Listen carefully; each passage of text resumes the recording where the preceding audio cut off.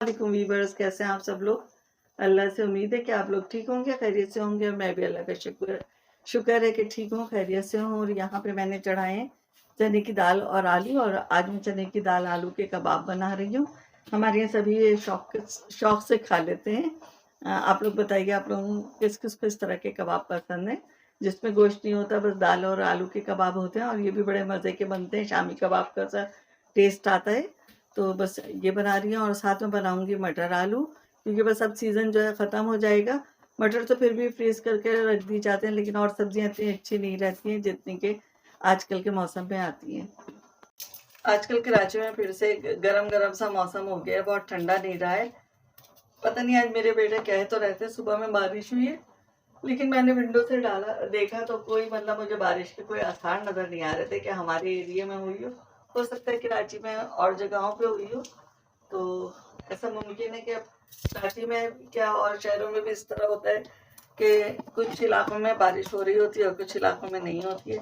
तो हमारे यहाँ तो अक्सर ऐसा हो जाता है कराची में कि कहीं पे बारिश है और कहीं पे धूप है।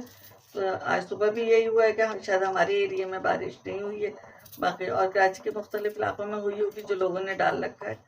आप लोग बताइए, अगर आप कराची में रहते हैं तो आपके यहाँ आज बारिश हुई है?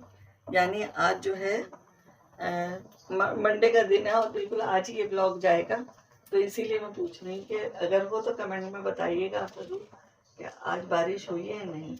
खैर, यहाँ पे मैं फिलहाल तो अपनी ये चने की दाल के कबाब जो है उसकी तैयारी कर रही हूँ, और ये के साथ साथ घर के काम भी निपटा रही हूँ। कल हम शादी से फारिग हो गए, और ये कि मतलब उसके बाद इतने समेटने वाले काम हो जाते हैं, कपड़े हैं उनको वापस हैंग करो, देखो कि कोई गंदा तो नहीं है, कुछ तो नहीं है, फिर उसको मतलब वॉश करने वाले अलग कर दो और रखने वाले अलग रख दो। तो इस तरह के काम भी चलते रहते हैं, लेकिन खैर फिलहाल अल्लाह का शुक्र मैंने सारा समेट दिया है, कपड़ों वपड़ों का हिसाब किताब। और घर भी अपना साफ हो चुका है, बस मेरा किचन का काम रह गया है कि खाना मुझे चढ़ाना है, और गैस भी हल्की हो जाएगी, इसलिए मुझे जल्दी जल्दी सारे काम कर लें। और यहाँ पे मैं फिलहाल कबाबों की तैयारी कर रही हूँ, उसके बाद पकाऊंगी मटर मटर आलू।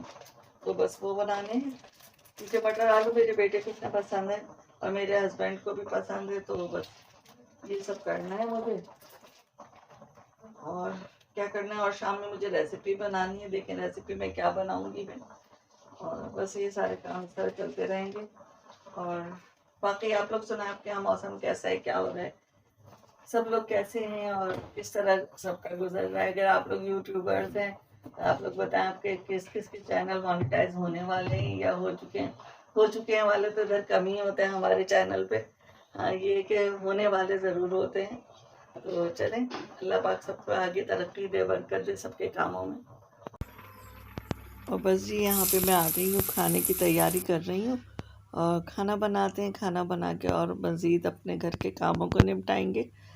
बस जल्दी इसीलिए होती है खाने की, आजकल के गैस की जो प्रेशर है वो कम हो जाता है, बल्कि बंद ही हो जाता है 2 बजे तक, तो फिर 5 बजे आता है। तो ये होता है ना, फिर मतलब जल्दी जल्दी खाना हो जाता है ना, फिर आप बाकी के काम तो आप निपटाते रहते हैं। तो इस तरह ही होता है, बड़ी सहूलत हो जाती है, खाना पहले से पक गया हो तो।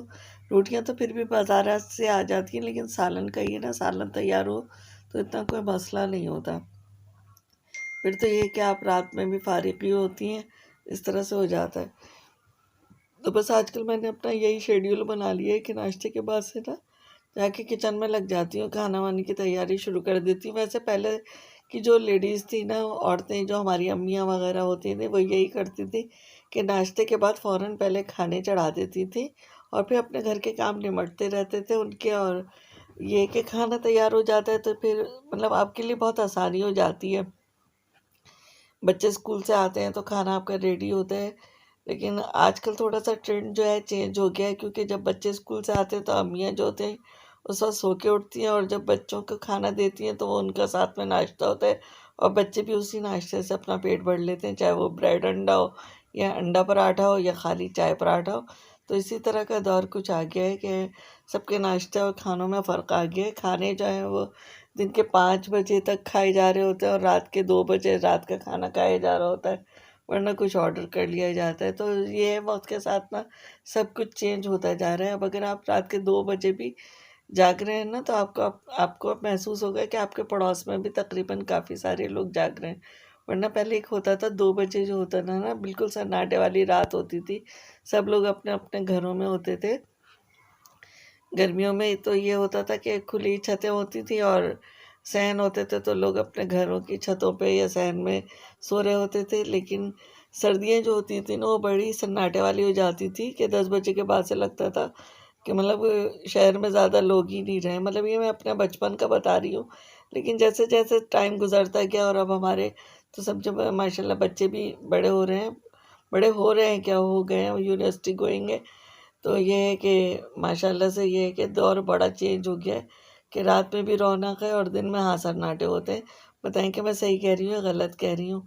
आप लोगों ने ऐसा फील किया है? जो भाई हमारे दौर की अम्मियाँ हैं वो तो बता सकती हैं कि हाँ भाई हमारे बचपन वाकई ऐसा ही होता था कि दिन में रौनकें होती थी और रात में सन्नाटे हो जाते थे।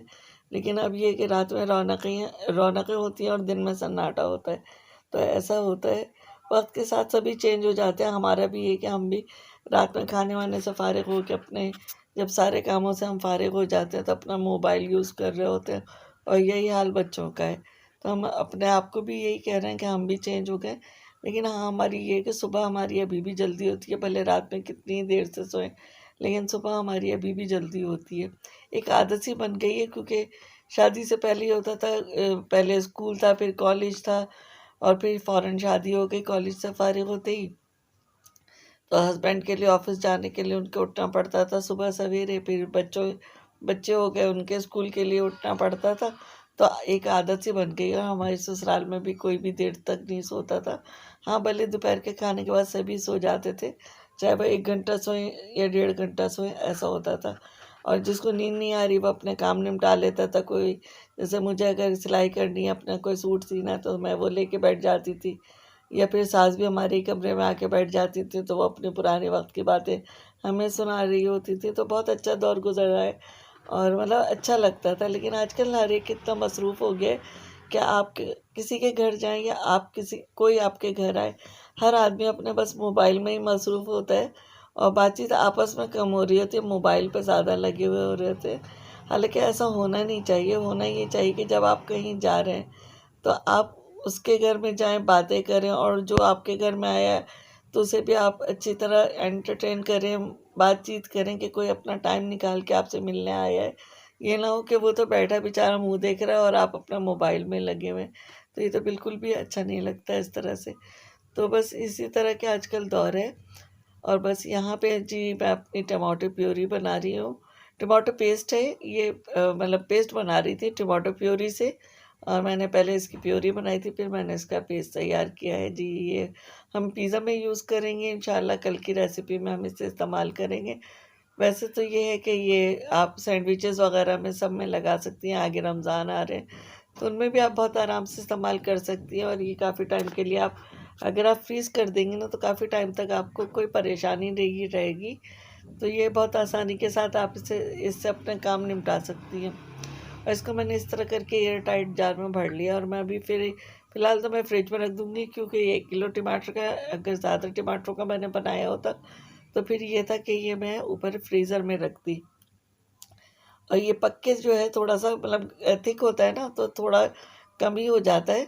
तो चलें, यहीं पर अपने ब्लॉग का एंड करती हूँ। मिलेंगे नेक्स्ट वीडियो में, तब तक के लिए अल्लाह हाफ़िज़।